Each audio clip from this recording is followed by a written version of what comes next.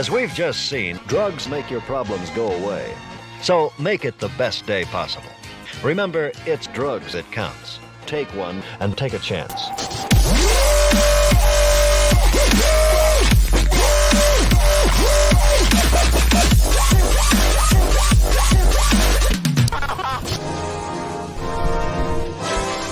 Saturday morning cartoons.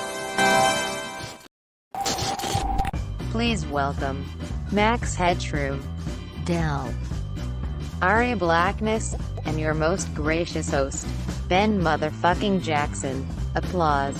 Applause. Applause. Cool.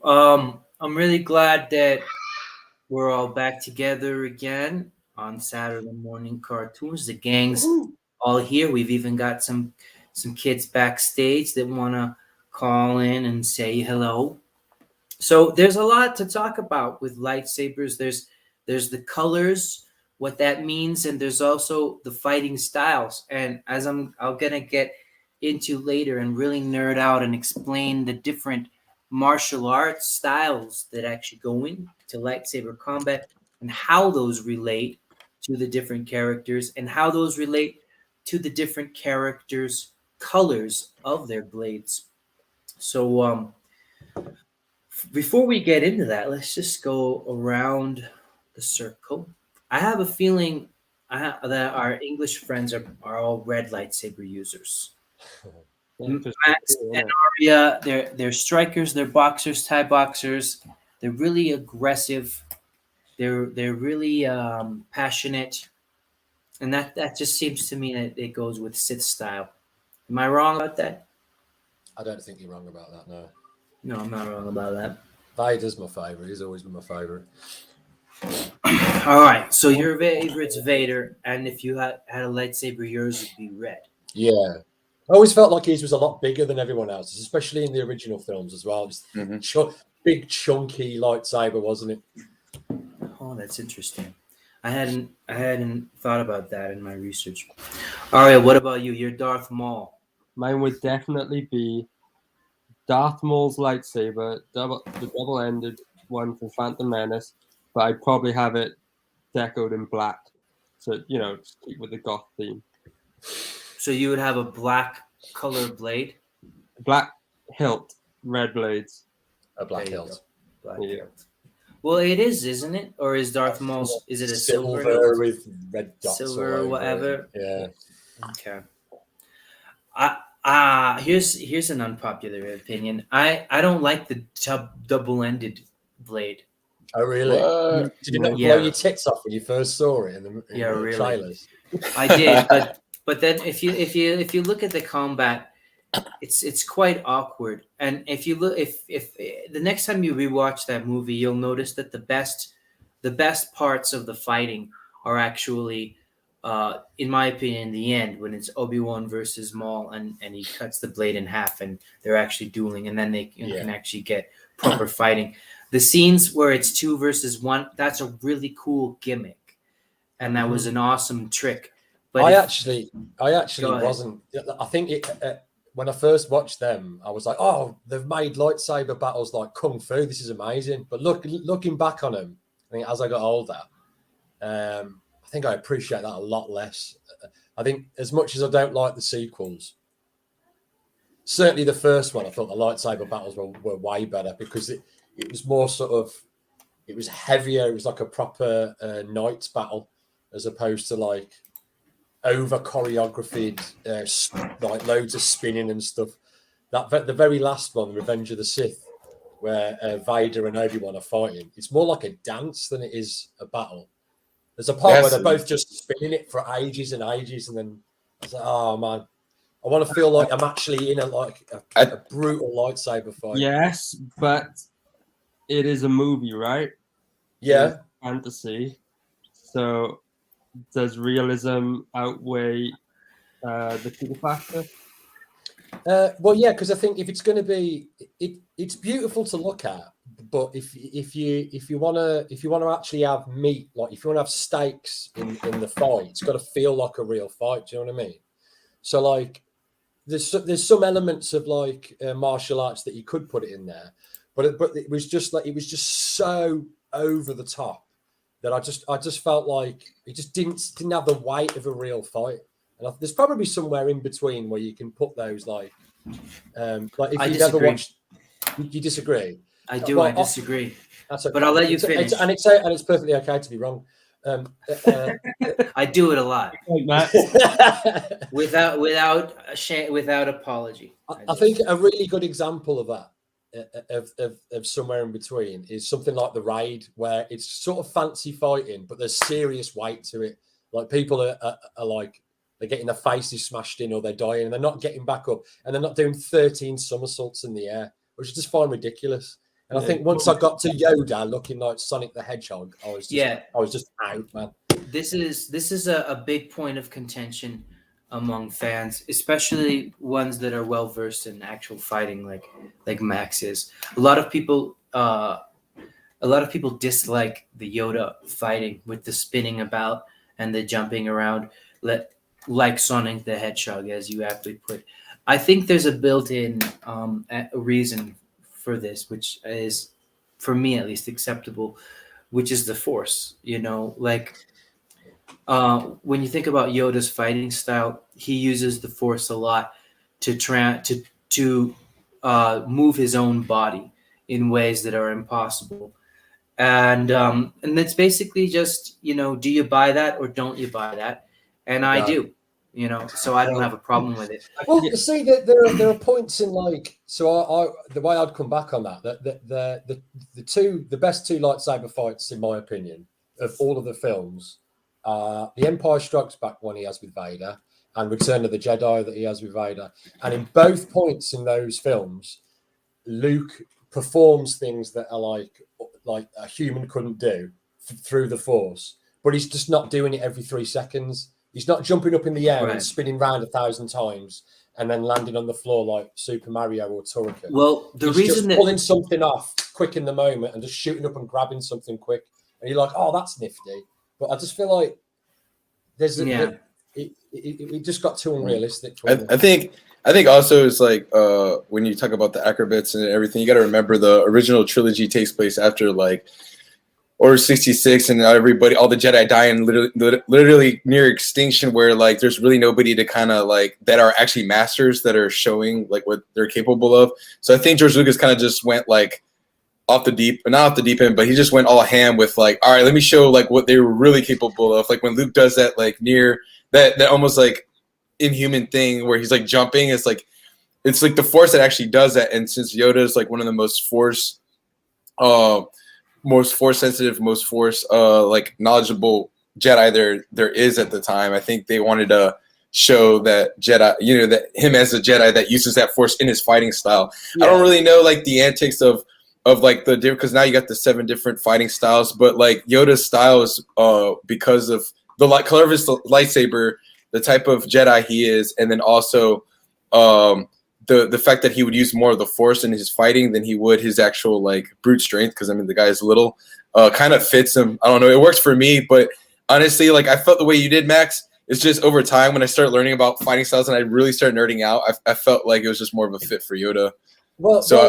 I could forgive it looking back at it now. So give me 1 second. So Yoda's style is called Ataru. It's Form 4, and Ataru is the least realistic fighting style.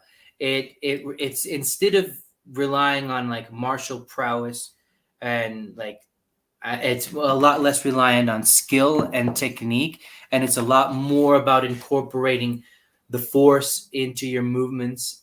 So that's why like as you both mentioned, Luke doing the jumpy thing out of the freezer, right, when they're gonna carbonite freeze him and he jumps out. And whenever you see, and Anakin does this too, but the exaggerated jumps and flips. When Obi-Wan kills Darth Maul with that exaggerated Force pull and Force jump, all of that's with the Force. So when you're an Ataru fighter, you've got the Force in you constantly, and so you're like blurry and moving in ways that are totally unrealistic. Let's just take a quick peek at that. I know.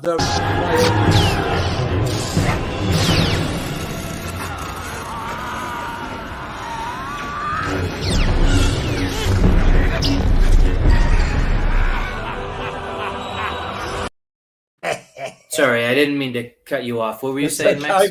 I'll talk. But the problem with that is they all do that. They all flip around everywhere all the time. Like the first, they all do. Yeah, man. Like when the first time you see Palpatine fight, he fucking jumps through the air like a corkscrew.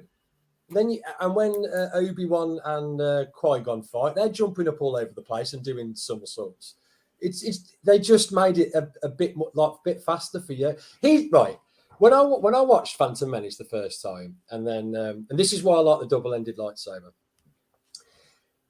When Darth Maul flicks on the double-ended lightsaber, and you're like, "Oh shit, I've never seen anything like this before." I thought what they were doing was, and I let it off with Darth Maul because I was like, right, this guy's not like the other Sith. This guy's like a Sith and a ninja. He's like a martial arts guy, right?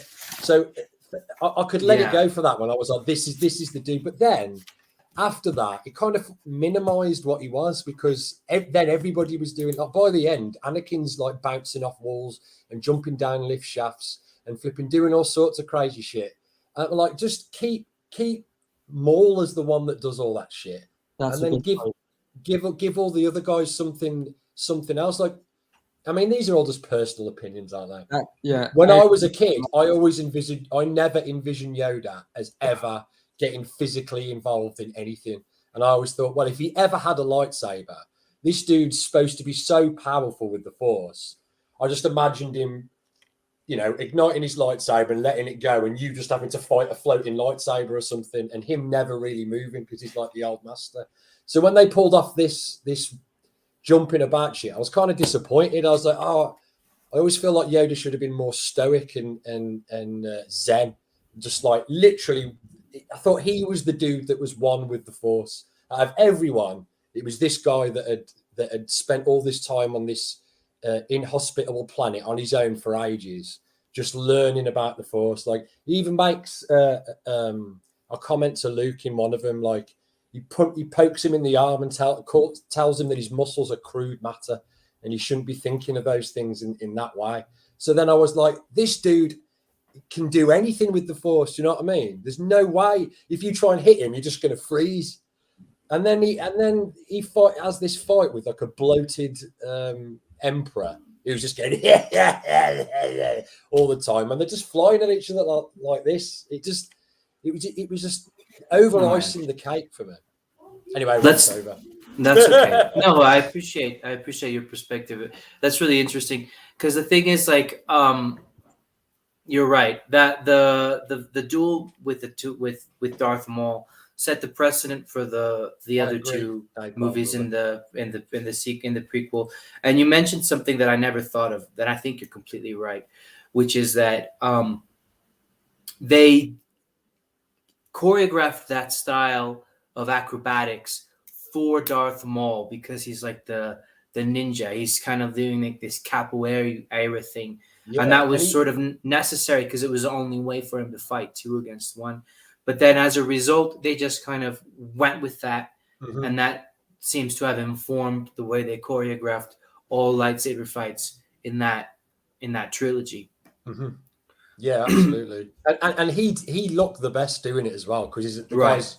They hired him because he's a martial artist. Yeah, really good. Really, Arya's met him, by the way, hasn't he? Yeah, he has. Yeah. Did he teach you how to do a little ballet jump and then kick someone? He was friends with an old kickboxing coach of mine. But the problem is when I mentioned that I trained with this kickboxing coach, he went blank and had no idea who I was talking about, so it was a bit awkward. The impressive part was when he shook my hand. It was such a tight grip, and I was like 16 years old. I thought my flip over your shoulder. The rest, like he's a big dude. He's big and strong. Like Darth Maul, you think of him as one of the smaller characters. He looks like Max. Yeah. He's a big guy. He does a bit. He's got like the same body type as. Yeah, he does. No, yeah, for real, he does. All jokes aside, he looks like Max. Dress as Darth Maul for Halloween one day. Dude, I'll have to fucking show. I'm starting to see it more now. Yeah, I think he could pull it off better than anybody. Look at Arya with his emo hair. Arya's geeking out. He's like, "What?" Of course, the coolest thing about Ray is he's a legit martial artist. So when he plays characters like Darth Maul or Snake Eyes, it's so much better than when you get more realistic than when you get someone like the actress who plays Ray. Yeah, it's way more believable when there's this guy who can throw high kicks and crazy sweeps and knows what he's doing with it. I saw him in over in Orlando when I lived in Orlando. We went to like the Star Wars, not the new Star Wars theme park they had, but they had like a Star Wars section. And like he was there and he was doing like a bunch of his stunts and stuff, and it was like unreal to see him do it like in person, because you're like, holy crap, like this is like unedited. Like the guy really does this like in real life. The only thing I regret was that character of Maul was just like this boogeyman, like Sith are real, motherfucker. He's just there to introduce the fact that there's this danger of the Sith now, and he fights with them. Did Ben and freeze? Gets killed, right? And kills Qui-Gon Jinn. But he doesn't do much else in the movie. He doesn't have much personality apart from that. I expected it. So, but that's just bad writing. Yeah, I expected him to be the big bad all the way through. I didn't realize he was going to get taken out at the end of the first film.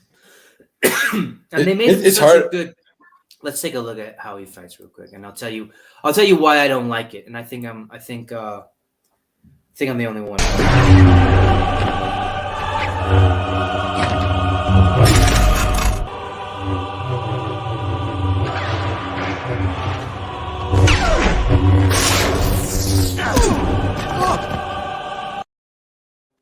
So constantly in that movie, I probably could have chosen a better piece, but like he's always needing to get between the two of his opponents, and he's always like the scenario and the environment is always really helpful for him to do that, because they're on these tiny little platforms where you can only be on one side or the other, and he's always like, I don't know, I just don't like it. It's not realistic. If you watch that movie again and keep in mind what I'm about to tell you, because like the scenes where it's 2-on-1, they're really nonsense. It's not real.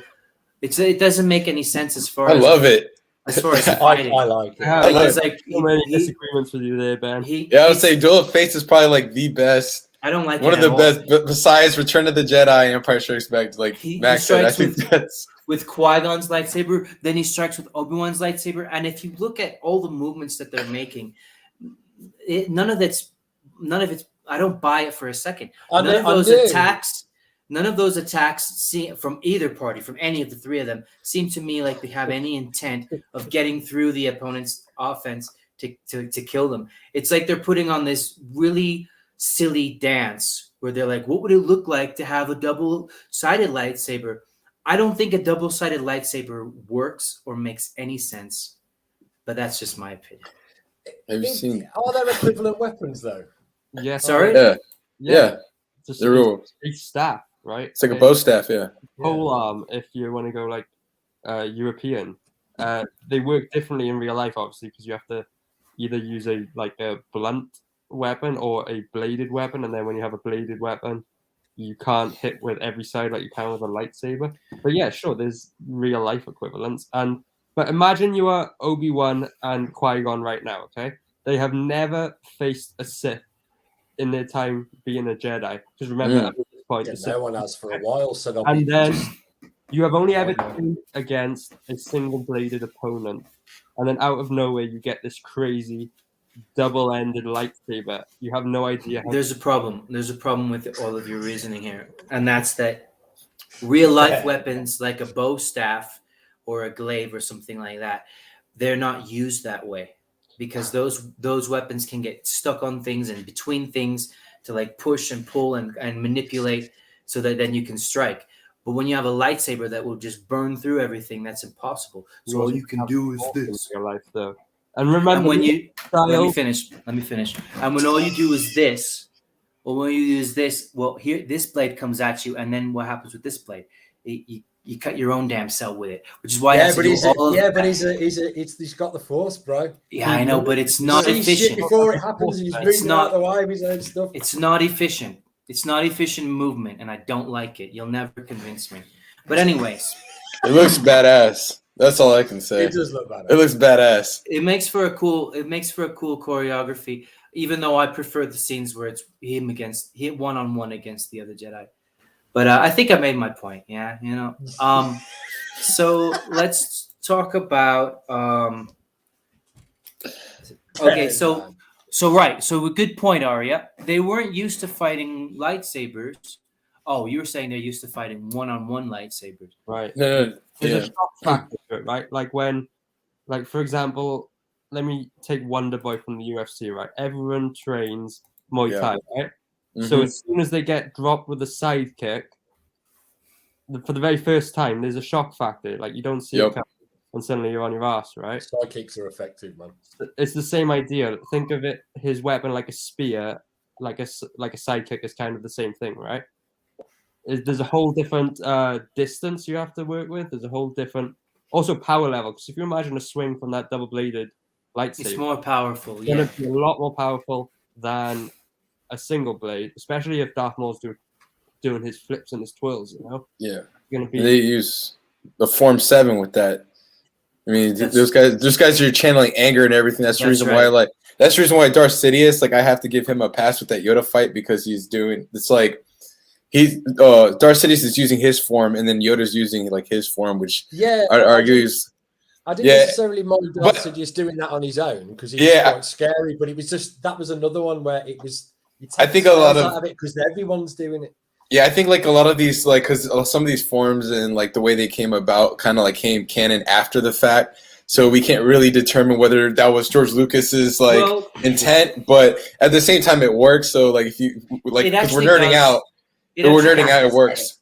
It really does work. And it's a funny thing because you kind of reverse engineer it because they didn't have this in mind when they made the movies. And then, but kind of it's been figured out after the fact. But it really works, which is the interesting part. And I want to say one more thing too to Arya's point about not seeing not fighting. So everybody talks about how Form 2 is the dueling the blade versus blade type of form.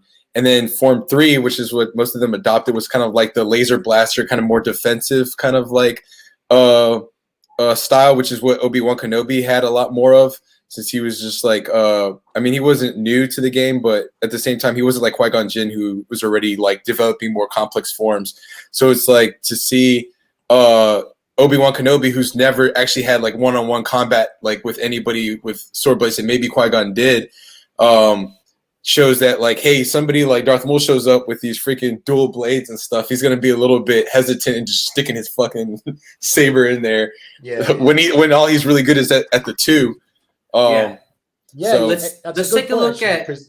Go ahead. When you if you spar him in Muay Thai and spinning kicks aren't something that a lot of people do. I do them right, and you very rarely knock people out. You very rarely hit people with them. But if you do a few during the fight, no one wants to get the best way to deal with it is actually to get closer because you remove the space for them to do it right. So once they've turned, they just hit you with your ass. But it's really difficult to have the courage to jump in when someone's doing all this fancy shit. I'm hell no. Up and down, So it does make sense. So Darth Maul uses Form 7, which is the most aggressive form, which is which is why he does all of the acrobatics and really powerful attacks. The actor did a phenomenal job of propelling his body forward so that the strikes would have the maximum impact possible, which does, as Max said, 2 things. First of all, if it lands, it's a devastating kill. And then even when it doesn't land, it keeps the opponent always on the defensive. Take a look at this.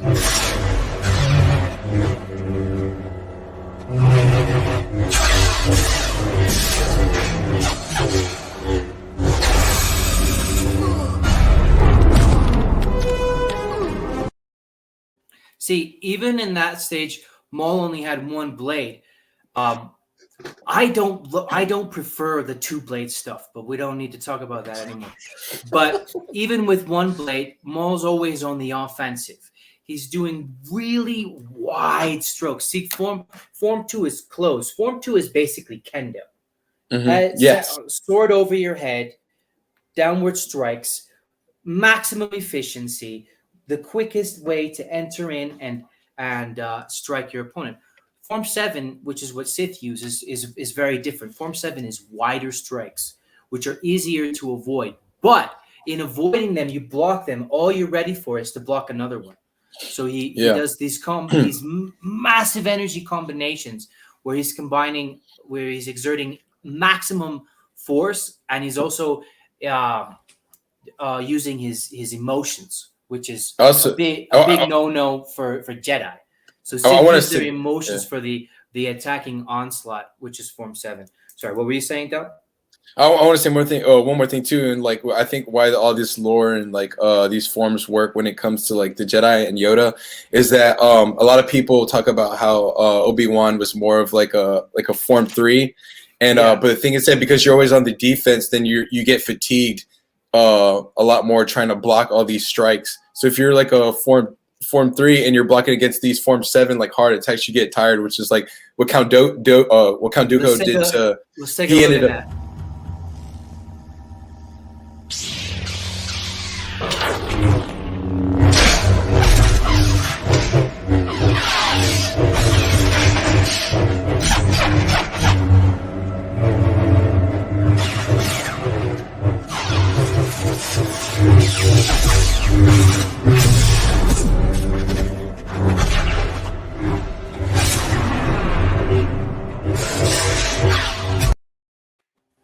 So yeah, Form 2 all day.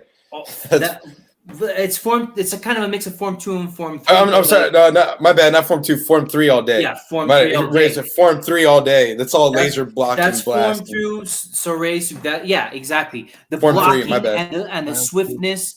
So, like, basically, a Form 3 master is impossible to kill, essentially. And so that scene is really interesting because, like, Obi-Wan is making a lot of movements and exerting a lot of energy to defend himself, but he doesn't really have any opportunity for a kill shot. So it's like maximum offense versus maximum defense. Like and so like that's what I was gonna get a point. My bad if I said Form 2 before you play the clip, but I meant Form 3 because it's all the blocking. So when he goes against Count Dooku, like that's what happens. He ends up getting stuck by Count Dooku because he's doing his Form 2. And Dooku's using 7, and he's just coming at, and it's just a matter of time before. All right, who's got more endurance? Who's got more cardio? And then like same thing with Qui-Gon. I feel like Qui-Gon got stuck by Maul because he was Form 3 all day, and then all of a sudden Darth Maul was like, "Man, I'm gonna just keep hitting you all day. You're gonna get tired, and I'm gonna stick you." And that's exactly what happens. And I love the idea of Jedi's and Sith working on their cardio. Bro, I love putting that in there because the Muay Thai, dude. Go for a little jog down the Death Star. Well, that's the problem. Muay Thai is all about cardio, bro. That's the problem and the deficiency in Form 3 because, like, if you're a master of Form 3, like Obi-Wan is, you're basically impossible to kill. Qui-Gon wasn't as good at Form 3. Which is why eventually there was that opening and he did get killed. Obi-Wan is the Form 3 masters. You could attack Obi-Wan all day forever. You won't kill him. That's why Obi-Wan survives fights with General Grievous. All of these really powerful warriors. They can't kill Obi-Wan. It's for that reason. But what's missing from Form 3 is the offense. It's the way to get in. So Form 2 and Form 5 are the Jedi offensive fighting styles. And then the reason Form 2 became replaced by Form 3 was because there weren't other lightsaber fighters to fight against in the galaxy. Like when the Sith followed the rule of 2, and when they started hiding and being, most people assumed that they were extinct, Form 2 became less popular because Jedi aren't fighting other lightsabers. That's when they developed Form 3. Yeah, and that makes more sense that Obi-Wan is a master at Form 3 because Form 3, most of Obi-Wan's tenure as a Jedi was during the rise of blasters versus like Qui-Gon and all the older Jedi that know a life where like, hey man, we used to fight and we used to throw blades back in the day. Yeah, versus like so Obi-Wan being like a young Jedi and trying to make his way and become like a master, like his master. It's all about like, hey man, let me master something that's going to keep me alive, because that's our job is to maintain order, not like go on some binge of trying to like fight everybody else. Like Darth Maul, on the other hand, I'm pretty sure that he was training to destroy all those Form 2 and even the Form 3 people. You know what I mean? Like, I like throwing Muay Thai in there, but like if I know somebody has cardio and I'm just as good as they are, like I'm gonna try to beat them in cardio, because it's like I know this guy can hit me, this guy's gonna hit me. It's gonna like somebody said the Shen, I always say his name wrong. He said that the fighter's worst fear is not lasting in the cage long enough to take the guy down. That's like every fighter's worst fear. You run out of energy. Yeah. Everything goes out the window. It doesn't matter how good you are. Yeah. Aria, I feel like you wanted to say something and you were too polite to shout over us. I forget where I was going, but I was going to compare Obi-Wan to a boxer, right? Yeah. And the idea of shelling defense. It's like if you do traditional martial arts like Taekwondo, karate, all that, they'll teach you these big sweeping blocks, right? Like push the arm aside. But then you go to a boxing gym and they tell you, keep your hands at your chin or at your eyebrows, keep your elbows in. And the idea there is you're expending almost zero energy and covering, all the major areas. Yeah, you take the and impact then instead. That clip he played of Obi-Wan where he blocks a strike in front of him and then lifts the blade over his head and blocks a strike behind him. That is like probably the perfect example of a shell, but with a lightsaber, right? He's just blocking all the essentials basically with very little movement. And I like that idea. That seems like the most efficient way to fight. That was a great analogy. Yeah, I'm gonna have to steal that one from you, Aria. Yeah, conserving the energy. It works for him as well. I don't think so. No one can kill a Jedi. Shut up, you little bastard. I hate that actor. Yes, I hate that actor so much. But even I love he them. hates that actor. That took me out of that. Dude, I was only 10 when the movie came out, so like I don't know. I saw him in Jingle All the Way, and I was just like, yeah, he's annoying in Jingle All the Way too. You always say you never keep your promises. You never keep your promises. I got my green belt That was today, another thing I was which is disappointed. 1 away from orange belt, which is 1 away from him. Shut up! Just crushes his head. I'm really annoyed with that kid. It's like, all right, kid, fine. I'm never gonna go to work anymore. I'm just gonna go to your stupid bullshit, and then you're not gonna have money, and then we're gonna be on the street. I don't know. I never envisioned Vader being like that as a little kid. No, I don't think it's a good choice to cast that kid. I don't think it was a good choice to show him that Should young. have been a little psychopath, like never saying anything. Yeah, that would have been with a knife collection or something. Well, surely he would have been like the bad seed, where everyone's like, "Is he all right?" Instead of like being this jolly kid all the time. That's not the sort of person that grows up to be a child-killing warlord. It's just not. They could easily put some like dark pranks on like Jabba, have him do some like dark pranks, just so like pretty effed up, like twisted shit. Like oh no, there's something like in like Jabba's drink, and then like the server shows up with like some shit in there, and it's like him and his buddies, like I don't know, dead tortured salacious crumbs under his bed. Anakin, what are you doing? I don't feel anything. Like torturing small animals on Tatooine. That would have been more. Except he was just a lovely guy, and then one day he just kills loads of kids. Like, it doesn't make sense. I think what they were going for is this like transformation from this pure and lovable innocent child into. But they didn't more in it, man. They didn't do a good job. Yeah. They didn't. They made him too virtuous. Like when Yoda was like, he saw the dark inside him. I was like, "What? Are we looking at the same kid, Yoda? Like, what's wrong with you, man?" Like, he's basically the little baby that floats in the air at the beginning of Teletubbies.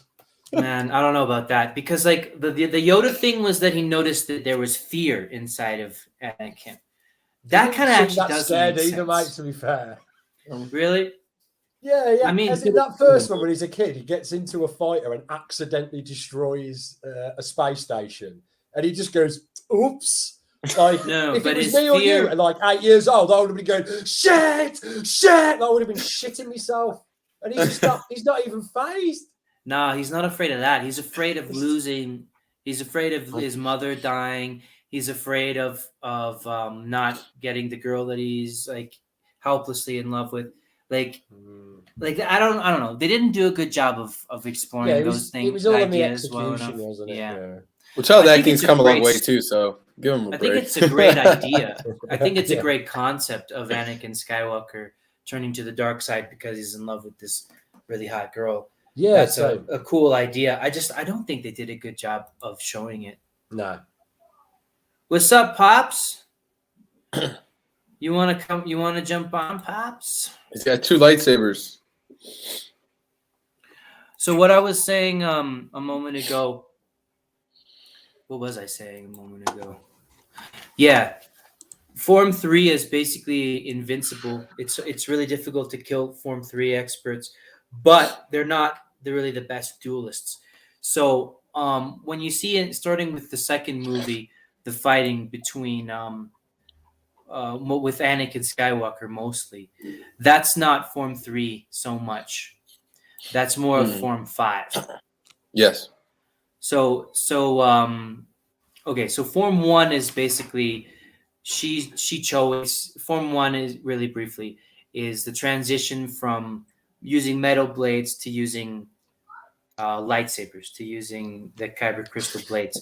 It's basically how your body moves. It's basically the most simple basics of understanding how to use a lightsaber rather than a physical sword, right? And then Form 2 is like dueling, is kendo. Form 2 is kendo, is dueling between lightsabers.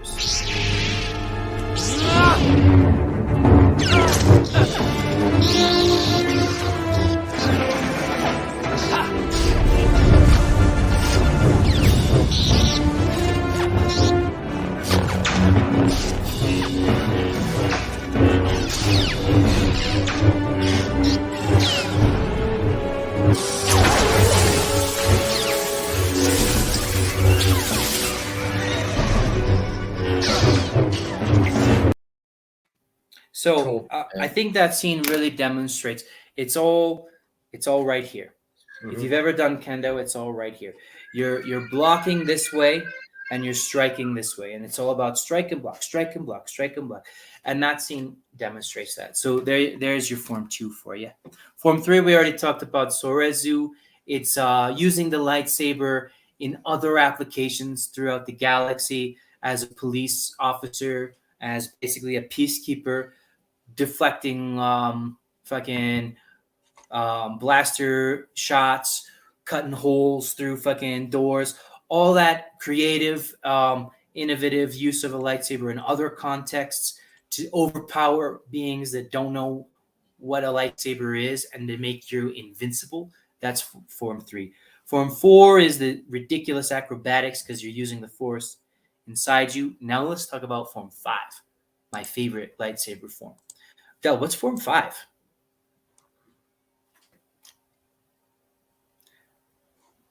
Del, you're muted. Are you asking me? Yeah. Yes, Del. What's Form 5? Form 5. Let me see. That's the you know what? I'm having a brain fart right now. I got it. So Form 5 is the response, basically. This one. Form 5 is basically the one that Max doesn't like. Take a look.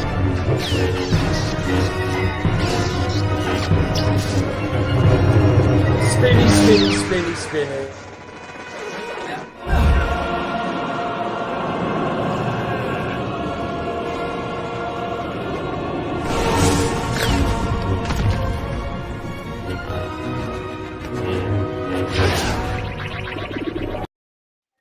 Right. Yeah, Form 5, I've always dismissed Form 5 because anytime anybody's ever tried to explain Form 5, I really never understood. The only thing I get from whenever I learn about Form 5 is the spinny thing.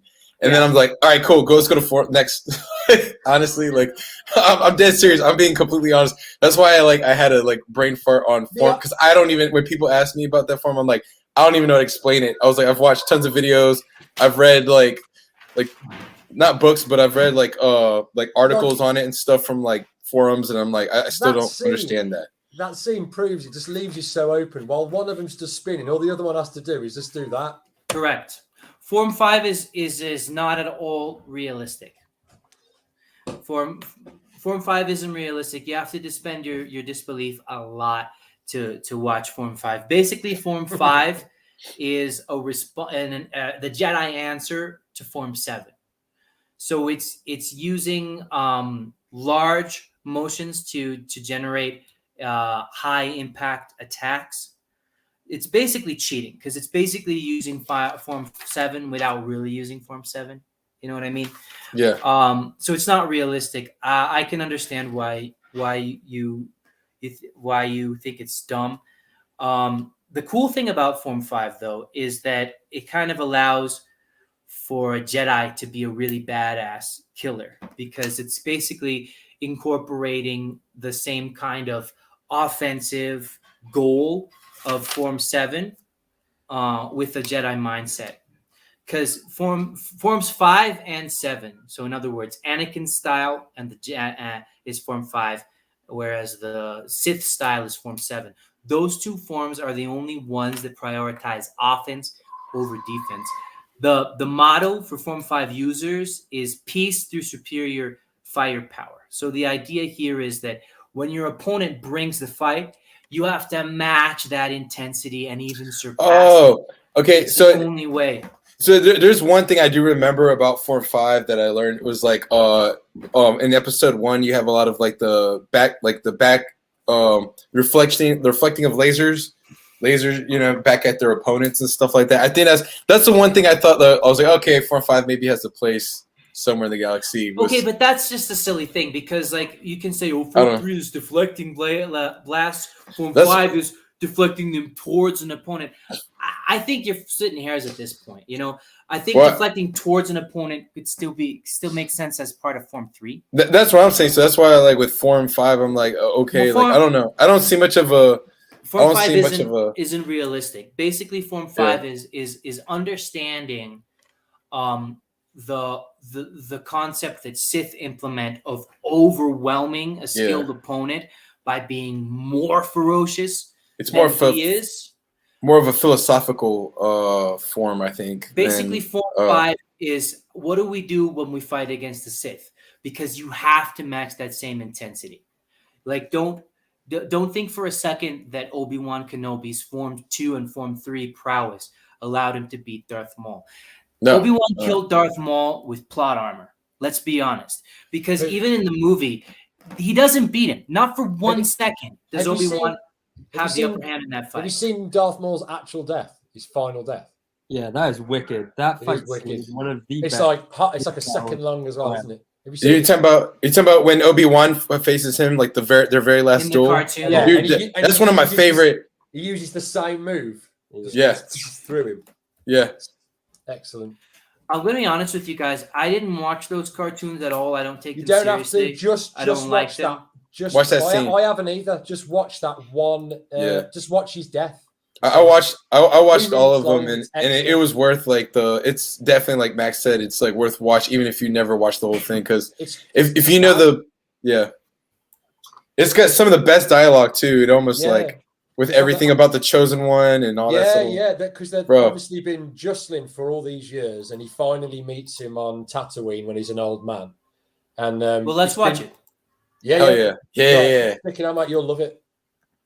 I don't have that one saved, but I got it on YouTube. Yeah, get it on YouTube. Yeah. Oh wait, let me just, sorry for the wasting time. Let me make sure I shared audio. Oh yeah. No worries, brother. A lot of times I don't. Share audio. I think that's one of my favorite Star Wars moments was because it's cool. Obi-Wan Kenobi is my favorite, and to see him face Darth Maul once more like that. For context, right? Yeah. For context, Maul's been tracking Obi-Wan all of this time, and he's just found him on Tatooine, and he's about the same age as he is in the first Star Wars film. So he's an old man now.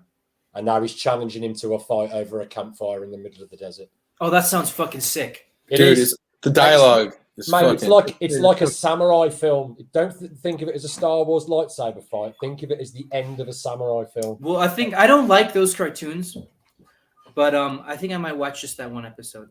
Yeah, try it. Yes. Knocking on. Go back. Oh, is it over already? Yeah. Oh, Step. Go back. Quick. Blink and you'll miss it. Simply to hide. Go back. You go back. Oh. Back. Yeah, do the full 2 minutes, bro. Yeah, do the full, because... Do the whole thing? All right. Yeah. Because it's important. Become of you. A rat in the... Dude, that animation is fantastic. Look what I have risen above. Use this as an allegory for McGregor versus Poirier. Yeah. You here. This is the dialogue, man. The dialogue is cool. I'll leave you guess who's who. If you define yourself by your power to take life, the desire to dominate, the rest, then you have nothing. And what do you have?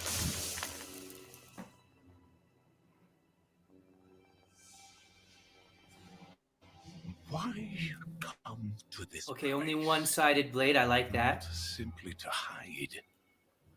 Oh, you have a purpose here. Perhaps you are protecting something. No. Oh, nice poker face, Obi-Wan. Protecting someone.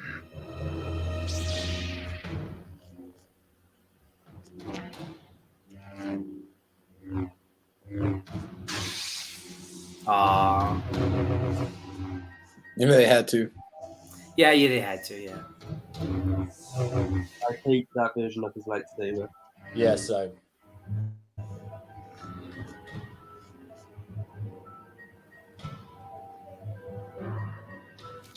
Because the handle should be a lot bigger in order to use it.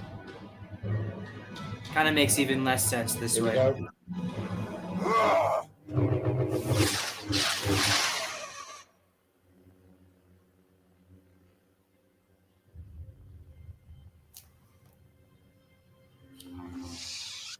Now that's it. It froze and I missed the best part. Tell me. That wasn't much of a fight, my friend. Samurai. Yeah, but Watch. was McGregor Poirier too. Yeah, that wasn't much of a fight either. No, watch. No. Carry on. Ben's Carry missing on. the dialogue. So Dialogue, I'm boy. listening.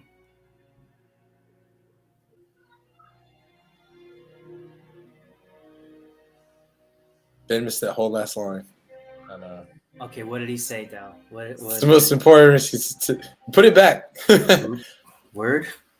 He said you've always found him attractive.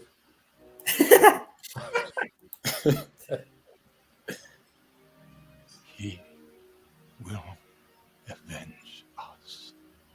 Oh wow! Talking Yeah. about Vader. Vader. What about Luke? He said, I like your new little beard. It's he told me he will avenge us. Yeah, man. He's supposed Yeah, to that's bring what I'm balance to saying. the force. It's not, don't look, you got to look at it like the end of a samurai movie. One move, done. Yep. Help Well, me appreciate that because that wasn't much of a fight. It didn't. That was a closing to like a chapter between two like of probably Star Wars most popular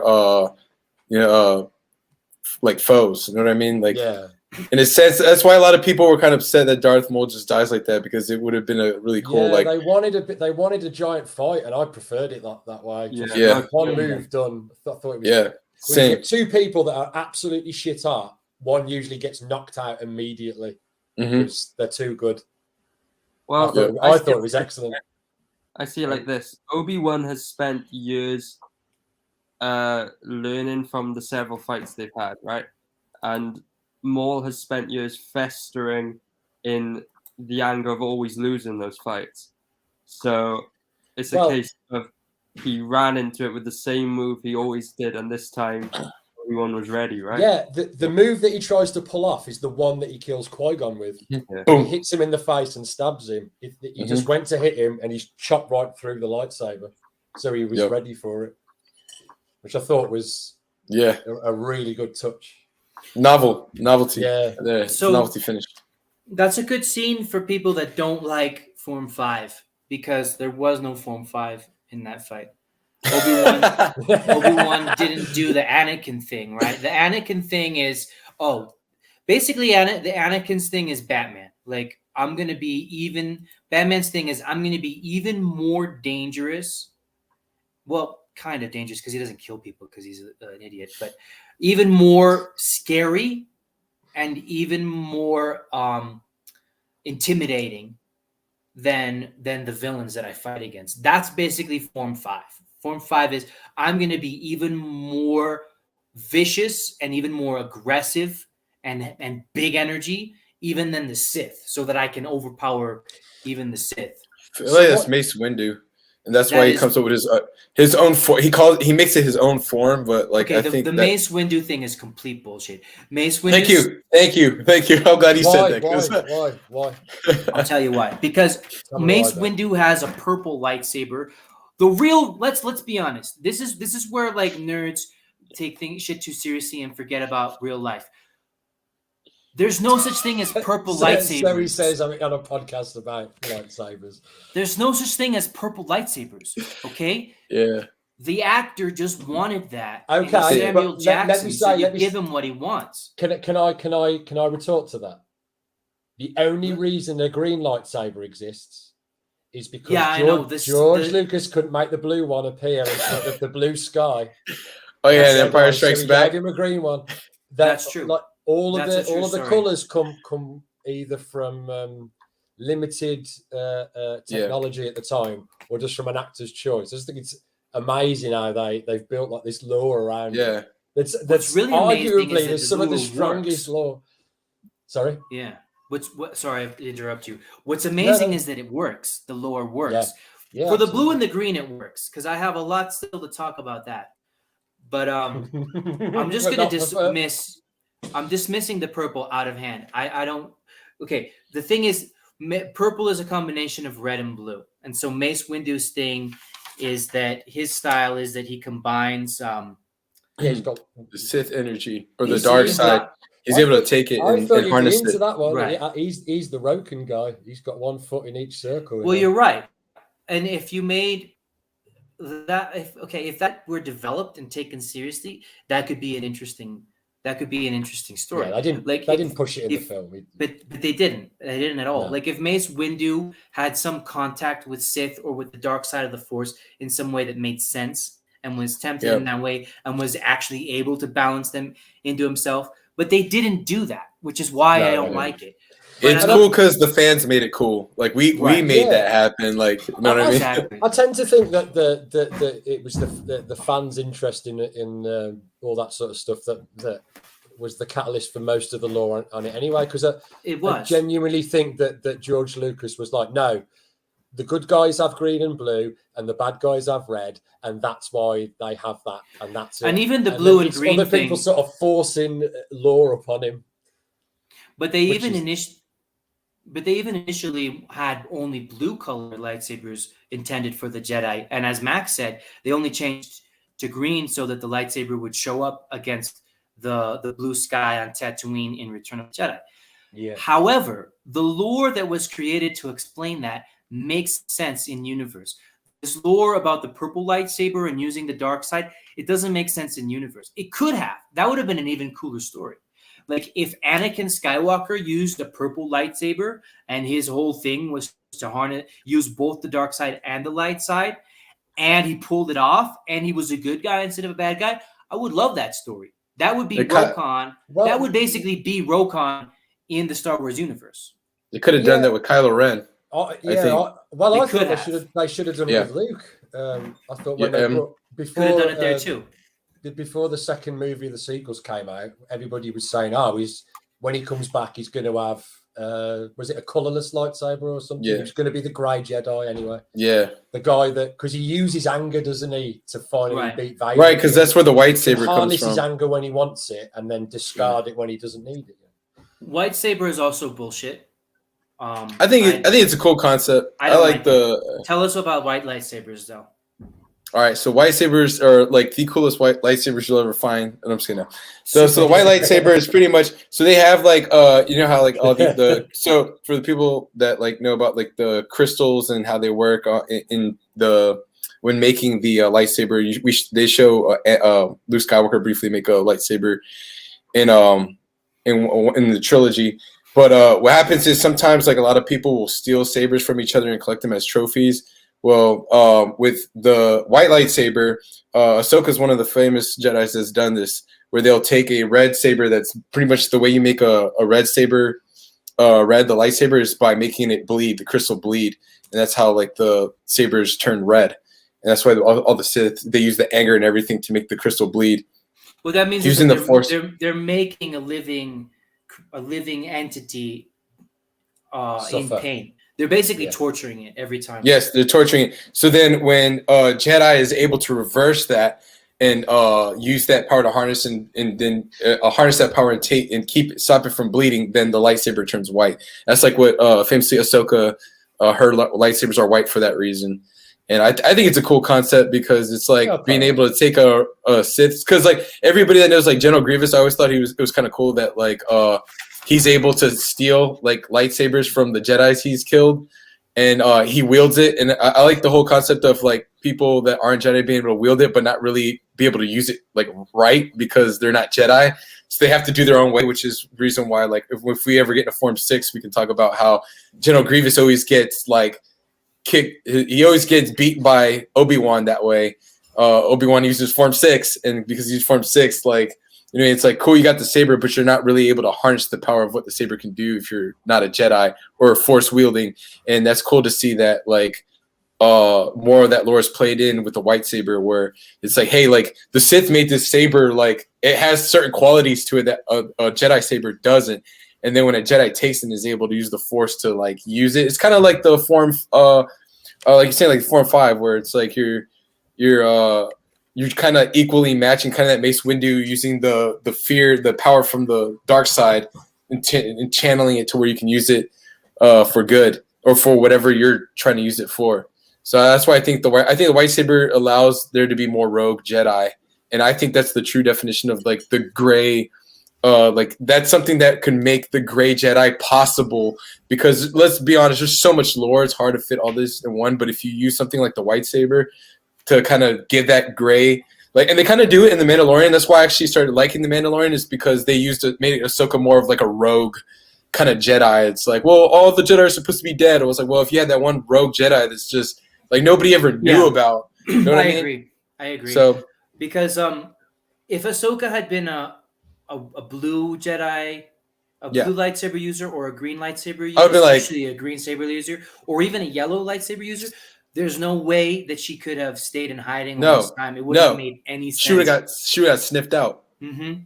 But because she's a rogue, if that's her class and that's her color, then she's able to. It makes sense. I'll allow it, but it's not my favorite. And I don't think. Like I said, the fans got to make that work. The fans I don't think they look work. good. The white lightsabers. I don't think they look good. You think something's wrong with your telly, right? They're trying to adjust the color. You're like, what is? Yeah, they're not as the most aesthetically pleasing, are they? The colorless lightsabers. I'm not into that. Yeah, I don't like half measures. So, in my opinion, I like the good guys. I like the bad guys. People in the middle are just like, pick a team. Bloody hell, like. I agree. You're gonna keep it real. I'm a little dodgy on white lightsabers, and I hate purple lightsabers. That's my. What about orange and yellow? I think orange isn't really a thing. There's like one or two. That dude with the shit face and it's because he's got fresh batteries in his lightsaber, so like fresh crystals are orange, and then we start kind of like phasing out. Like my blue lightsaber, for example, it's kind of like. It's almost like it's not blue. It's more of a what do you call that? Like sky blue. It's kind of like a sky blue, like. Just gotta recharge those Right. crystals, man. So the I like the idea of Jedi running out of batteries mid. Hey, the original. If you really want to nerd out, the original Jedi used to have an outer power source because they didn't. Their lightsabers didn't. Yeah, it's like a little backpack. That's fucking stupid. They were like Green Lantern rings. They had to get recharged. Yeah. That's that. So yellow lightsabers is the only one we haven't talked about. It's my least favorite color They're of sentinels, lightsaber. aren't Yeah, they're sentinels. I think it's cool that they have to, because you don't want to give them a red or a blue one, or those colors are taken. Yeah, they're just like the Queen's Guard. So Yeah, Basically, yeah. It's like nobody uses those weapons but the Queen's Guards. Like they're outdated. Yeah, unpersonalized. So Form 3, yellow lightsabers use Form 6, which is the most defensive. It's like the standard. Basically, Form 6 is basic bitch lightsaber fighting. It's the least interesting. It's the least dynamic. It's the most survival-y lightsaber. Right. So it's basically just stay alive. But it's not even as cool as Form 3 because you can't do as interesting of stuff with it. So their fighting style is the least interesting. But there's something really cool about about yellow lightsabers, which is like they're like the intellectuals or like the hybrids because they have some other purpose apart from being a Jedi. So there's reason to suspect that Grogu is going to have a yellow lightsaber. I think that because I seen this poster, and in that poster it seems that Grogu is constructing a lightsaber, and it seems that Luke is holding a yellow kyber crystal. But you know what's interesting about the yellow lightsabers is that like no one owns the yellow lightsaber; it's passed down. Right. So it's like it just goes from like sentinel, like Max was saying, it's more of a sentinel thing. Yeah. So it's like, or somebody who's in charge of protecting something, and then once that person is done and relieved of his duty, the next person just takes that same. Yeah, it's like a company-owned car, isn't it? It's more attached to its purpose than the actual wielder. Yeah, but so the speculation here is that Grogu is going to have some bridge between. I think Grogu is basically going to roke on Mandalorianism and Jediism. He's going to be a Mandalorian and a Jedi, and like combine those two worlds. So I think consequently he's going to be a form of sentinel, but not a guardian of the temple, but like a diplomat sentinel. Do you think they'll shoot ahead in a film or another series and have him like a lot older? Yeah, I think they will. Yeah, that'd be awesome. I think there's going to be. I think what's going to happen is there's going to be a tribe of Mandalorians, led by, sort of founded by Din. What's his name? Din Djarin. Yeah, and there's going to be a new order of Jedi created by Luke, and I think that Grogu is going to be this tangent point where he's both, where he belongs to both groups. You think he's going to have his first? You think he's going to have his first word in the next season? It's going to be like when we saw what's his name for Planet of the Apes say his first word, and it was like, The thing is with Grogu, man, they've really got to be careful when they give him his first word because the likelihood of it sounding daft as fuck is extremely high, especially if you want him to be a bit of a badass. If you get Luke, or so, you're going to go, fucking hell. And if you give him just like a normal guy's, like give him Dal's voice, you can be like, "Why doesn't it even fit?" Like, see, it's got to be something. That's going to be hard. Well, yeah. What's the ape's name was Caesar, right? No, his name was. Yeah, see, remember I forgot the first thing he says, but it was just like it was no. Everybody was like, "Whoa, what the like?" And you knew it was going to happen because that's like what Planet of the Apes is like becomes. And when he says it, you're just like, "Holy crap!" Like that's freaking crazy. It's like what in the world? Yeah, Andy Serkis. Those movies are badass. Yeah, they're great. I love those movies. Really like them. I'm looking forward to the episode we do where Ben complains that Grogu does too many flips while he's fighting. Well, if you're paying attention, I don't mind the flips. Man, I'll kick my TV in. I don't mind the flips. Oh, man. I buy it. You know, The explanation Max is gonna be the one that's gonna be like complaining about the flips. explanation is they use the Force to move. The Mandalorian throwing him at people and stuff. Or they give Grogu a double-ended yellow lightsaber. He'll have him like on a fucking yo-yo chain. No, if he has a double-ended lightsaber, I'm gonna complain. Yeah, that would be a little tiny lightsaber like that and just stabbing people in the head and pulling them back. Have you guys seen? Did you guys play Donkey Kong Country? Yeah, I played. Remember Donkey Kong Country 2, where it's Dee Dee and Dixie, and you can throw Dixie at people. That's what I'm saying. That's what they should fucking do with Grogu. Luke just throws Grogu like from his. Luke throws Grogu, and Grogu spins around, kills right back. bad guys, and then comes back.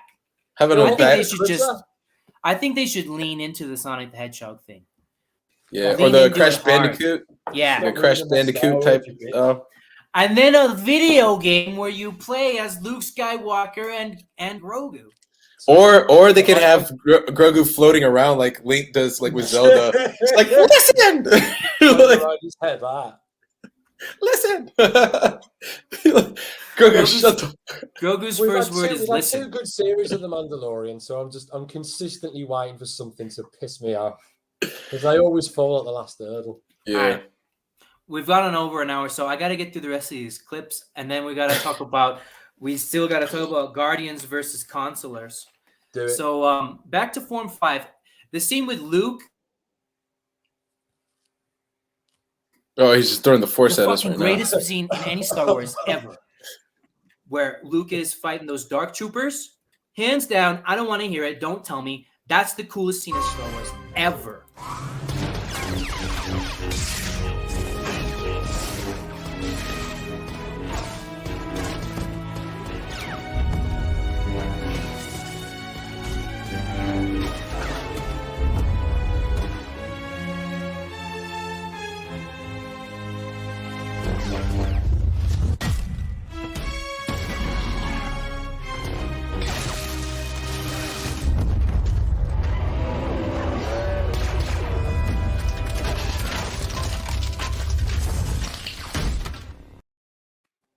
Wrong.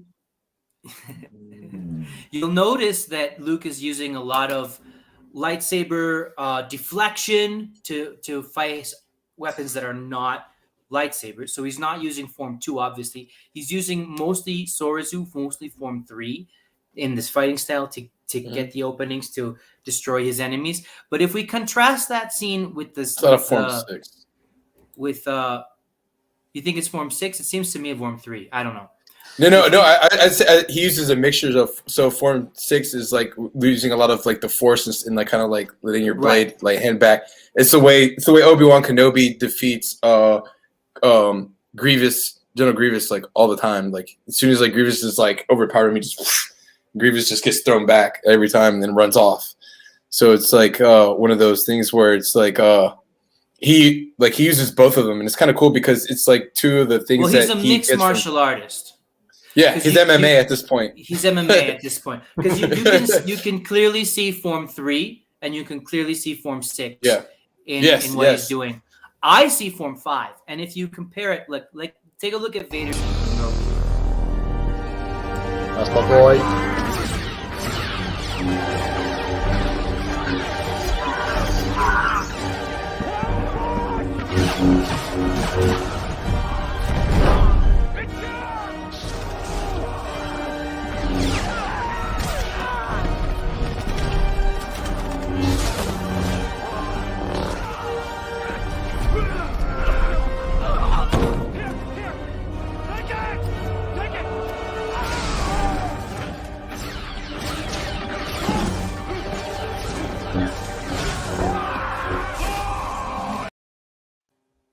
Wow, that's a menacing character, man. That looks scary. You'll notice like that scene where it's just like him, just like dude, just like a monster. Trapped in a corridor with Vader. That was the best scene of the whole film. That was the only scene in the film that I watched. You probably weren't missing much, mate. No, I know what I'm doing. Don't watch those fucking movies. They're garbage. I didn't watch any of the sequels, by the way. Did you not? Haven't seen them. No, I don't plan to. I knew better. The only one I could tell. Watched is Solo. I couldn't. Ben almost didn't watch The Mandalorian, and I had to get him to watch it. Like I pretty much like watched it first, and then I let Ben know. I was like, "Hey Ben, it's good." To watch Ben was like, "Nah, man, I'm not." He was like, "I'm not touching that." Dude, watching them, Del trying to get me to watch The Mandalorian was like Del trying to get me to go on a date with my ex-wife. That was like, yeah, dude, it was really hard, man. It was really hard. It's not gonna happen, dude. Like, I don't know how I got him to do it, but he did. And well, I eventually just realized that they were doing something different and taking Star Wars back in a good direction. Oh, that's right. That was my hook. Yeah, exactly. Did it deliberately, right? Go ahead. So while those scenes, let's think about it, because think about what Darth Vader is doing. He's doing a lot of similar things to Form 3 and 6. He's using the Force. He's taking away the weapons. He's deflecting the blaster shots. But there's a key difference in everything that Darth Vader does. He's overpowering his opponents and with a lot of emotion, because there's very clear and distinct malice and cruelty and intimidation in the things that he does. Because he takes the weapon away, but not just to win the fight. To win the fight and make sure that you're terrified, pissing your pants and crying, right? He's trying to make you feel anguish and sorrow and just overwhelmed that he's more powerful, right? So that's Form 5? That's Form 6. Excuse me, 7. Form 7. The way Darth Vader uses it is Form 7. But there's a similarity. You can see that Luke is also overpowering. There's a subtle difference, because Luke's not like Darth Vader takes the guns away and then kills you. Luke is just trying to survive. Like, Luke is just trying to win the fight. Yeah. So he also does overpower them. He's still what? He still puts in that sense of fear, though, because like if you're like what's his name, man, I forgot the black dude that's in there with Mando and Grogu. Oh, the guy from Breaking Bad. Yeah. He sees Luke. Moff Gideon. Moff Gideon sees him doing that, and he's like, "Holy like whatever that is, I don't want to stick around while he gets inside here." You're overwhelmed because he's more powerful, right? But I think the intention is different. Like, Luke is just there to do his job. You know what I mean? Yeah, the intent is, but he's not trying to make you feel bad, you know? Yeah, he's not lifting you in the air, choking you, slamming you against the wall, then cutting you in half as he walks past. I mean, he was doing it to those robots. I'm pretty sure he would have done it to those. I mean, those troopers. But he's not like there's a difference. To lower your anus onto his lightsaber. Exactly, because that's basically what Darth Vader does. Like, he's force choking people and he's tossing people about. Like, he's letting you know, like, fuck you, right? Luke's force attacks are a little bit different. You know what I mean? It's a subtle difference, but it's there. So that's, I think it's like yin and yang. The difference between 5 and 7. Yeah, but yeah, and so let me get through the rest of these video things. So, like, with Form 4, if Max had his way, this is how Yoda would fight all the time. No, that's wrong. Yeah. This one. Yes. Yeah, but like, if Max had his way, that's all Yoda would ever do.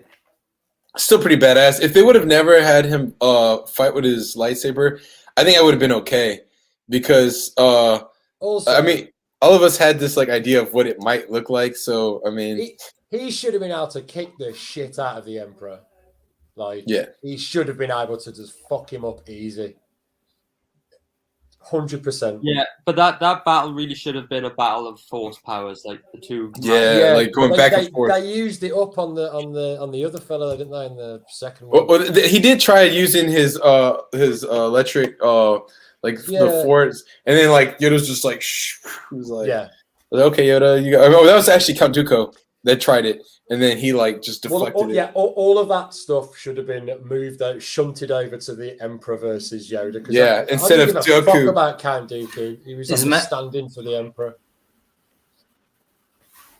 I really liked Windu versus Palpatine, right? Yeah, because he took him on, lightsaber to lightsaber. Yeah, and he beat him. But after he lost that fight, right, he should have had a total 180 and been like, right, these weapons are barbaric, when I could have killed this guy easily if I just used my powers. And then from that point on, just lose the lightsaber and he's nothing but force. Yeah. It was cool to see him like choke the Emperor, like, you know what I mean? Something like that.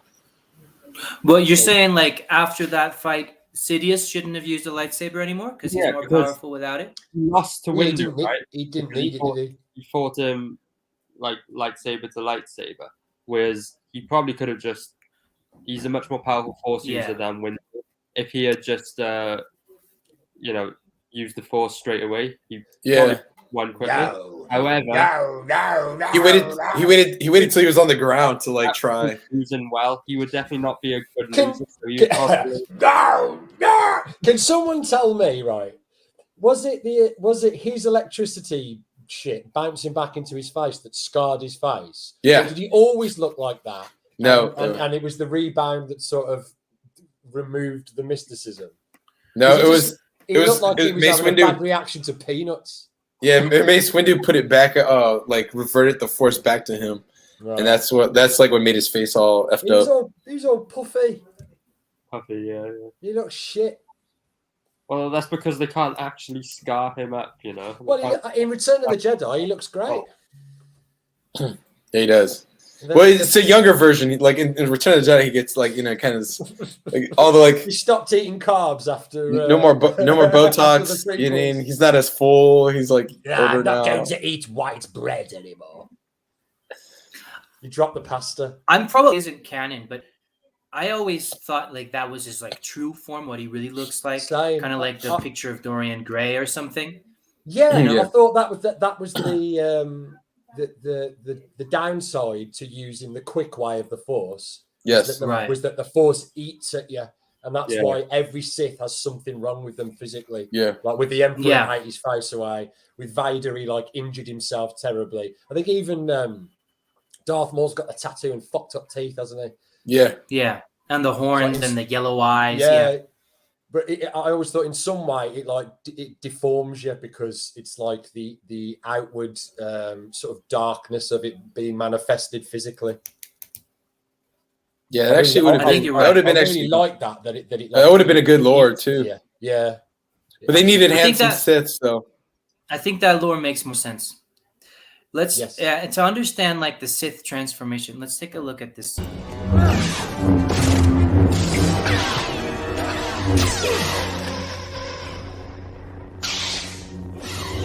Good, Anakin, good. Give me. Kill him.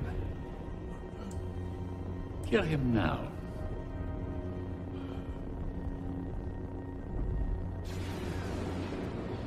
I shouldn't.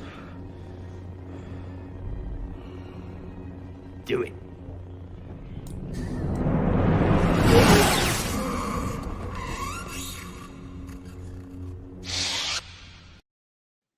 Now, I like how he has the go ahead. blue and the red. I like how he has the blue and the red saber and just like shows the duality of it all. The first time I saw that movie, I thought, and I think this would have made a better story. I thought that Anakin from then on was going to have one blue lightsaber and one red lightsaber. Oh, that would have been represent. really good.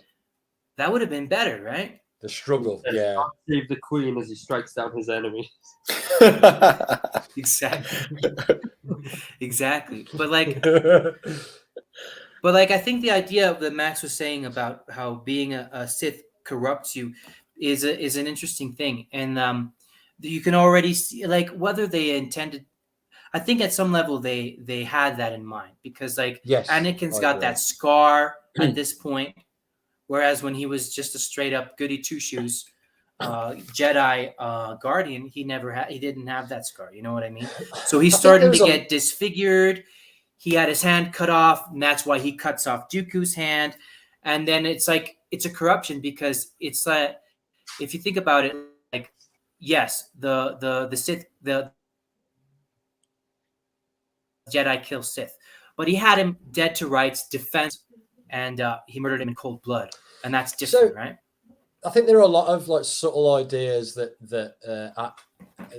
were in Star Wars that, as the movies sort of progressed, I think the production company were like, "No, we need to make this more obvious for the audience because the audience is stupid, right?" And that was definitely one of them. I remember thinking as a kid before the prequels, when Obi-Wan describes Vader, I was like, oh, he's had an accident, and then he's had to put on this suit, and then over the years he's kept adding more because he wants to. Like when he says, "Oh, he's more machine now than man," that implies a sort of a progress. I thought, right, he's had the accident with Obi-Wan, and then he's kept doing it because of the dark side. He's kept making himself even more empty. It's gotten him worse and worse and worse. Yeah, instead of healing. Yeah.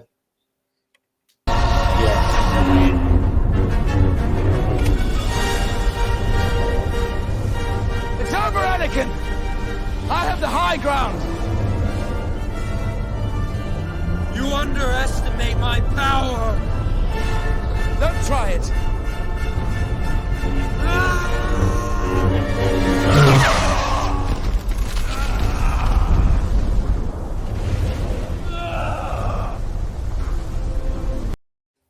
So I think what's going on...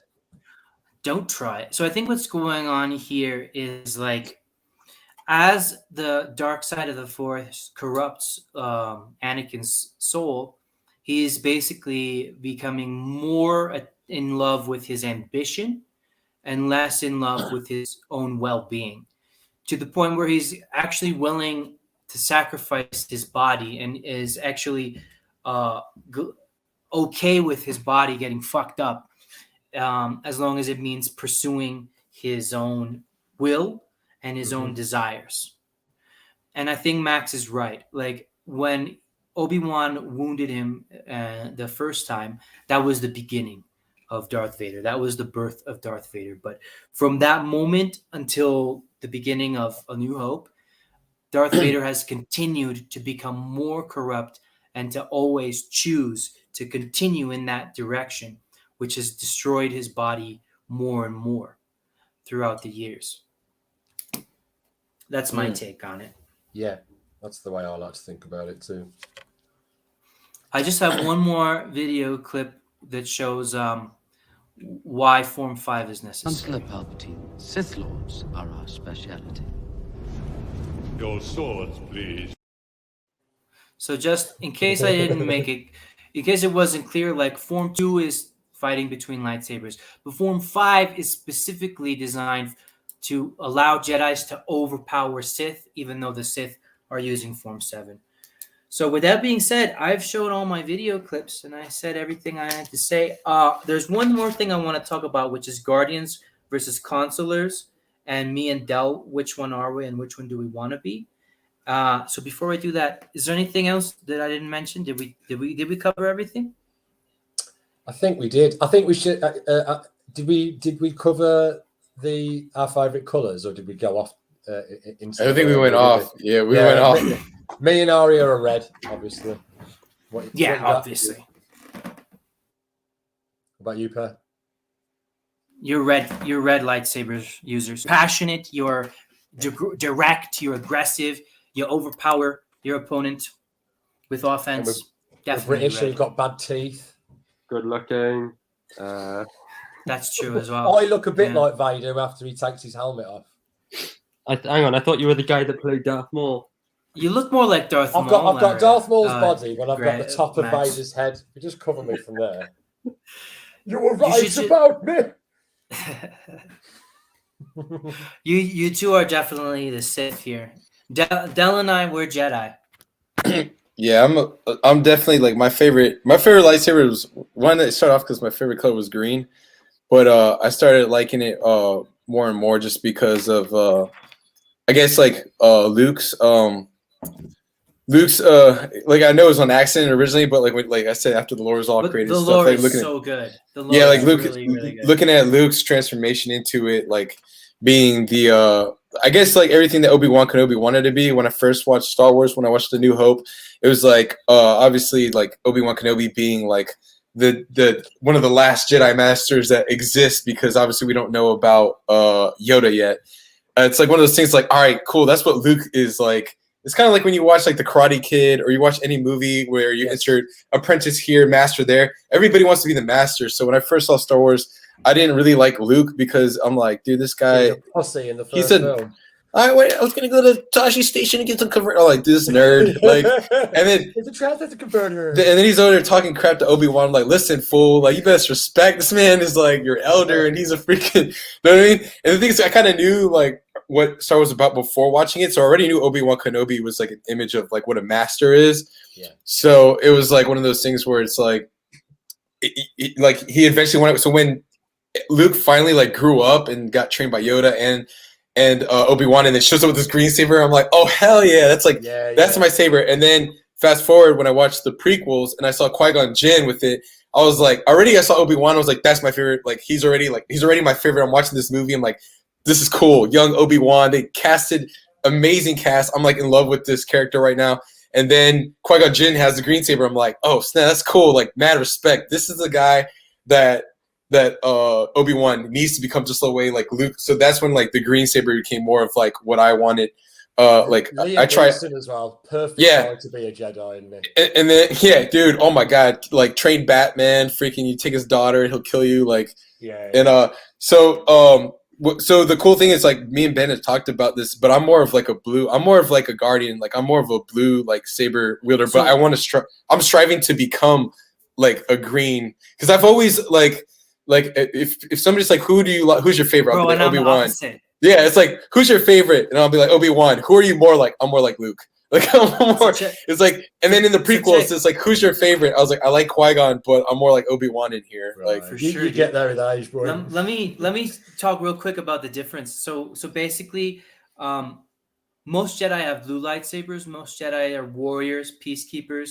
So blue lightsaber users are called guardians, and especially the masters of Form 2 are Form 2 use blue lightsabers, and they're the best fighters and the best. They basically see lightsaber like who's the best actually at fighting, and those are the guardians. And then the green ones are the consulars, and they're more peaceful. They're more in tune with the religious part of being a Jedi, with using the Force, but with being in tune with the Force. So like guys like Qui-Gon Jinn and Yoda. That's why they have green lightsabers. Right. And so the transformation of Luke from blue to green, actually Luke never chose a blue lightsaber. He was using Anakin's blue lightsaber. Yes. In the first movie. Mm-hmm. And what happened was Anakin was a blue lightsaber because Anakin was the greatest fighter of all time, as far as Jedi are concerned. As far as just martial skill of lightsaber combat, Anakin was the greatest. And so Luke was using his father's blue lightsaber for that reason. But Luke constructed his own green lightsaber after training with, becoming more in tune with the Force in a religious aspect. So what's fascinating here is Del, if you don't know, in real life, Del is a Green Beret Special Forces, which is basically like the Jedi Masters of the United States Armed Forces in real life. I'll say it so you don't have to. Del is a super badass elite warrior of the highest order. He truly, truly is. So that means that Del is like a blue lightsaber guardian, badass warrior Jedi master, will fuck you up. But in his life right now, Del is experimenting more with, like, I think you found religion recently in your life, right? And you're like, well, you tell us. Like, so you're I like right now I'm trying to get more in touch with like because I've always been like I've always had faith, but now I'm trying to get more in touch with my spiritual side and get closer with like me and God than I have in the past, where I was more into like the physical stuff, like Max, like Muay Thai and all that stuff. I like really put a lot of time into mastering like physical things instead of like the scholarly. Like I didn't really care too much about like reading books to a certain extent, but now I'm getting more involved in trying to like learn like I guess the more scholarly parts of the universe than freaking than the physical aspect. But yeah, and I'm like the opposite. I'm the other way around, because I grew up the son of a priest, like studying in grad school, all this stuff. So like I have a lot of formal education, more than I would recommend actually. And I grew up in a really religious environment. So like I've got a lot. I'm really in tune. I always have been with my prayer life and with my religious practices. You know, I do the whole thing. I fast. I give alms. Everything that's recommended in my tradition, I do it. I always have done. I've read, the Bible from cover to cover, all this stuff. But like only recently, really believing in myself that I can be a martial artist, and I've been doing jiu-jitsu for a few years, blue belt, there's the color blue again, and I'm getting good at it. And for the first time. So like, I think that if I could choose, I would rather be a blue Jedi lightsaber user, because I really admire and respect being skilled at combat, and that's something that I want for myself, even though the reality is my talents are probably more of a green style lightsaber, and I think Dell's the other way around, and I think that's fascinating. And on that note, I think me and Arya just really enjoy dominating people. Yeah, I was about to say that. And being overbearing and horrible and nasty, and dressing up a bit gothy as well. Oh, for sure. Yeah, the whole aesthetic that Arya has of the blackness, that's super, super in line with Sith philosophy. It's like I'm a really nice guy. Like I don't have problems with anyone, but I dress like a serial killer. That's exactly what Senator Palpatine said before he fucked 3 movies down the road. Don't believe a word of it. Yeah. Incidentally, you know the first Star Wars film and the lightsaber battle in that is a bit crap. Have you seen the fan film where someone's reshot it? Yes. How good is that? Oh my god, it's like the fight between Obi-Wan and Vader, right? Yes. Yeah. Oh my god, it's amazing. Like I can't believe they were able to do like the quality of it's actually top notch. You can easily insert that into any. What's that, Arya? I liked how slow the original was, because I liked that idea that George Lucas was going for, that these are past their prime warriors. I liked that it was more slow than the super fast Phantom Menace fights, I think it was only Obi-Wan that was supposed to be past his prime at that point, wasn't it? Well, Vader too, because Vader in Episode 3, he's a complete person, isn't he, as opposed to half machine or whatever. And as we just all know, pissed all over my recommendation now. I mean, you are a Sith. Palpatine is like already shopping for. Darth Sidious is already shopping for a new boy toy, so he's getting rid of Vader. He's trying to get Luke. There's like a trend here. Like first was Count Dooku, and now it's then it went to Anakin. I think there was something really lacking in Return of the Jedi, because there was no like believable, conceivable notion as to why Luke would turn to the dark side. Like Vader and Sidious seem really sure that he's going to, just because his dad did. But then if you think about it, like, why would he? Like, what possible reason would he have to just be like, yeah, okay, Yeah, I suppose it's because it works on. There's a few levels it could work on. I think for Luke, it was just working on the level that you get to have this big jump in skill, and it's his dad. It's not just anybody saying it. He keeps saying, "Come and join your dad, and we can rule the galaxy." His father and son. He's never known his dad, is he? So.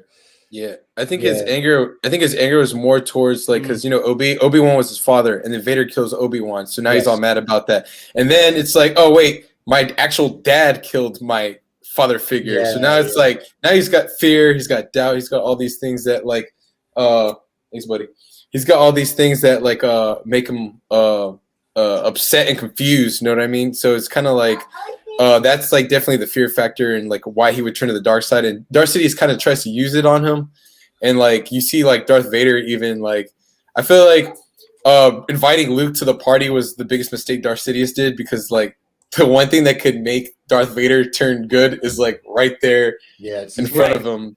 I think he underestimated Luke's ability to like I guess he kind of written Vader off as like that's gone, and that was like pretty much the ace that Luke had, was that like dude, I stand no chance just going in there like one-on-one with the Sidious, but with me and my dad, if I can convince like my father, because that's like his whole conversation, the whole last fight between Vader and Luke was all about. He even like mentions Anakin. He says his name.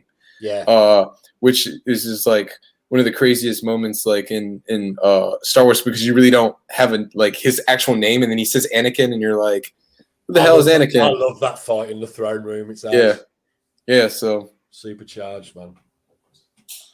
I think that's the reason that like this. I think that's where the stakes are of like him actually turning bad. Is like I think there is a lot to work with.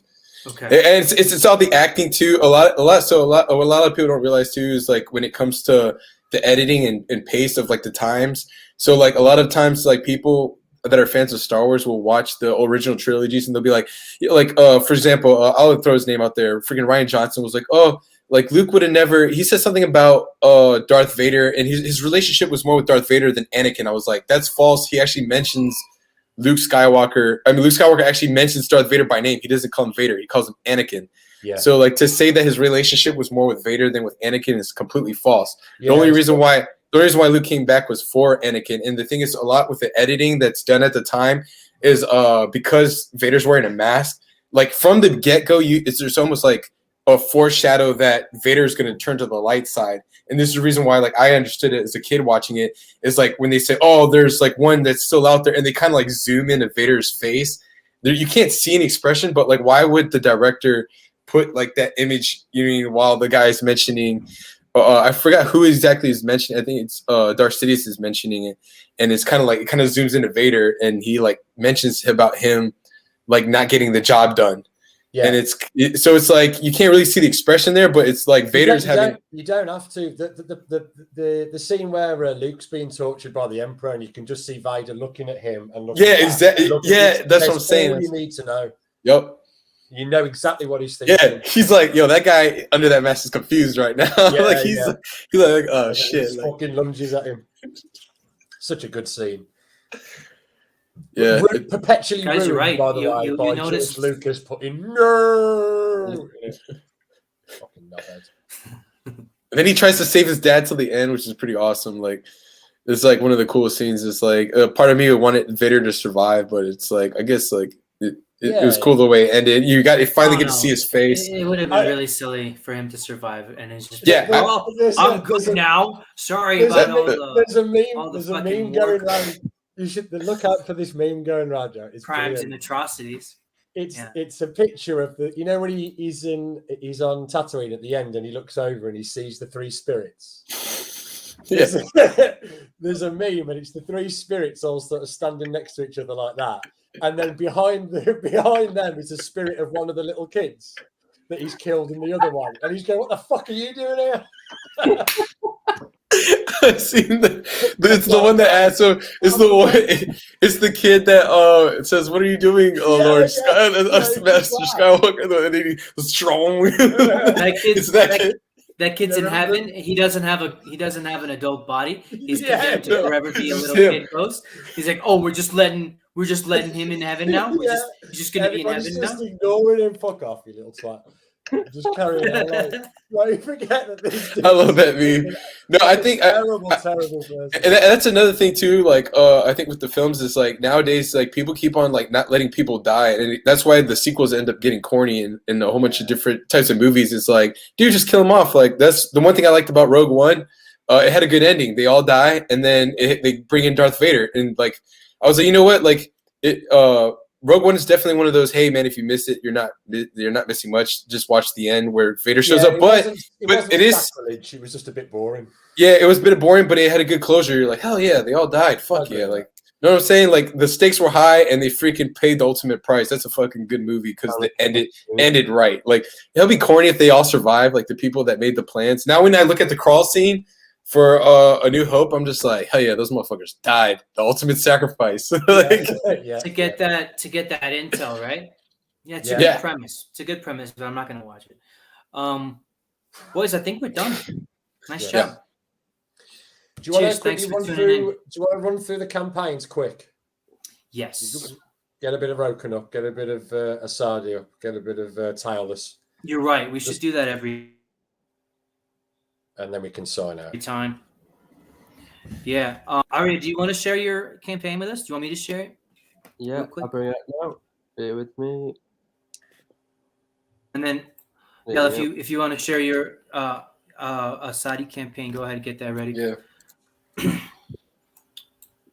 Real quick. Cool. So we just went in demand with the Adventures of Taylor in Outer Space. We closed out with 92 backers, 4.2k in Great British pounds. I'm absolutely blown away. But you can still back, of course, because it's now in demand. We've got a whole bunch of cool merch on sale. We have t-shirts, hoodies. We've got the awesome 80+ page comic book. We've got the awesome 2-inch tall Defender of the Galaxy, Keshi Taylor. I'll show you him if I can find the picture. There he is. What else we got? We got posters, trading cards, USB flash drives. We've got so much to offer on this campaign. There's probably going to be something you like, so consider backing today.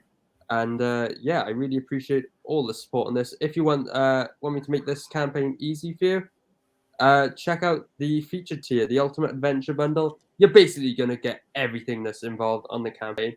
Plus, you can add on some extra trading cards, some USBs, all that good stuff right there. That's the Ultimate Adventure Bundle. Guys, check out The Adventures of Taylor in Outer Space, the hottest crowdfunding comic book that just went in demand. Dude, I love it. I'm a backer on this campaign. I'm really into it. I like the aesthetic. I like everything about it. I went ahead and got the bundle because I have to have the book and I have to have one of those figures. There's just no he's done a great job on it. Yeah, that means you're gonna get one of the really, really beautiful trading cards with artwork by our very own Max Headroom. So yeah, I will do. And though I love those figures so much that Max and I have decided that we're gonna really focus on having figures made of Rokan, because that's the best and the coolest perk that you could ever have is action figures, especially the little ones, the mini sized ones. Yeah, when we do the Rokan ones, we're gonna have ours because Arya's kind of look like the Kinnikuman Muscleman figures. Kind of is even the posture of the figure is kind of like that.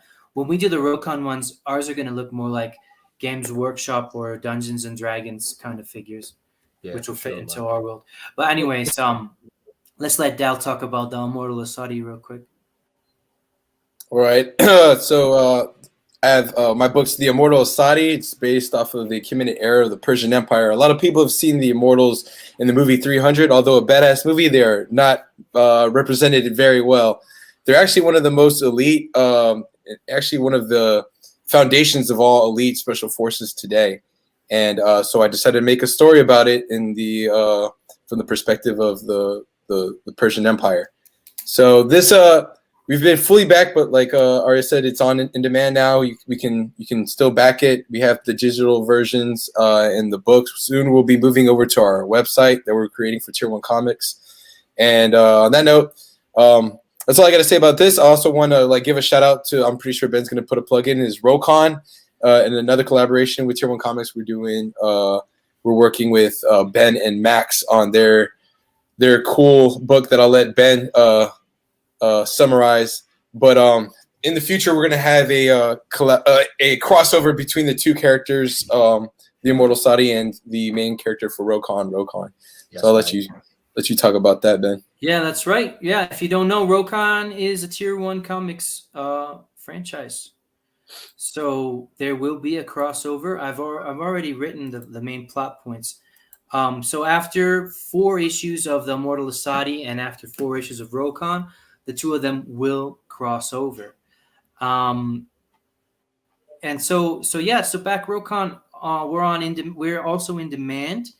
The book should come out at the end of this year, maybe January of next year. We're taking our time with the first issue to really make it perfect and excellent and awesome. Every subsequent issue will take less time to complete. We got a featured tier here where you can get an original piece of art signed by Max Headroom. If you can't afford that, even though it's really not expensive, but if you just want the book, you can get that too for $10. So what are you waiting for? Back this campaign, back all of these campaigns, and thanks a lot for tuning in, you guys, and we'll see you next week. I'm also saluting.